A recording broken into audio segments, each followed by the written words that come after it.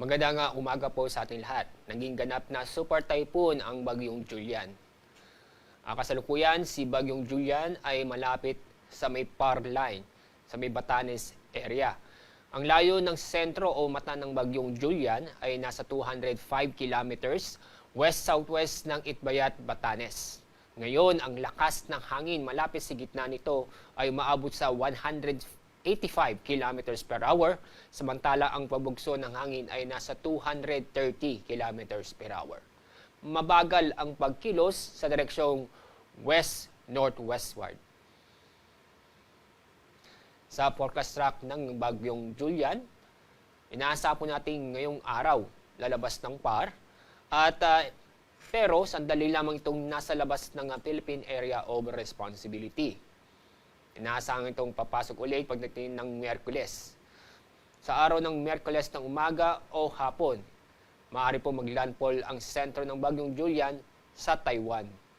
At muli itong lalabas ng ating Philippine Area of Responsibility sa araw ng Thursday ng hapon.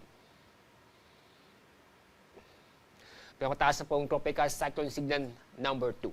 Ang mga lugar po na sa ilalim ng Signal number 2 ay sa Batanes, Babuyan Islands, Ilocos Norte, northern portion ng Ilocos Norte, at ganun din po sa northwestern portion ng mainland Cagayan. Kataas pa rin ang Signal number 1 sa lalabing bahagi po ng Ilocos Norte, Ilocos Sur, La Union, Pangasinan, Apayao, Kalinga, Abra, Mountain Province, Ifugao, Benguet. Lalabing bahagi po ng mainland Cagayan, Isabela, Quirino, Nueva Vizcaya, northern portion ng Aurora at northern portion ng Nueva Ecija. Ngayon, may inaasahan pa rin tayong pabuksong malalakas na hangin sa Ilocos Region, Cordillera, sa northern at eastern portion ng mainland Cagayan, eastern portion ng Isabela, Aurora, Zambales, Bataan, Metro Manila, Calabarzon, Romblon at Camarines Norte. Bukas, araw ng Miyerkules, inaasahan pa rin ng pabukso ng malalakas na hangin sa Ilocos Norte, Ilocos Sur, Abra, Apayao, Batanes, Babuyan Islands, northern at eastern portion ng mainland Cagayan at eastern portion ng Isabela. Ngayong araw, may inaasahan pa rin tayo na matindi o malalakas na pag-ulan. Torrential o intense hanggang torrential na pag-ulan sa Batanes, Babuyan Islands at Ilocos Norte. Heavy to intense na pag-ulan naman sa Abra, Apayao, Benguet at Ilocos Sur.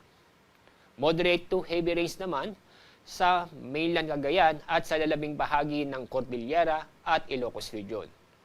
Bukas, asahan pa rin ang heavy to intense na pag-ulan sa Batanes at Babuyan Islands, samantalang moderate to heavy rains naman sa Ilocos Norte at Ilocos Sur.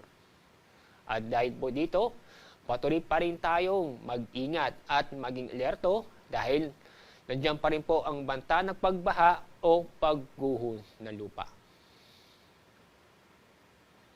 At dahil sa epekto ng bagyo, inaasahan pa rin ngayong araw ang matataas ang alon sa bandang Northern Luzon, kung saan ang taas ng alon ay halos aabot ng 7 metro o halos sa 2 palapag ng gusali.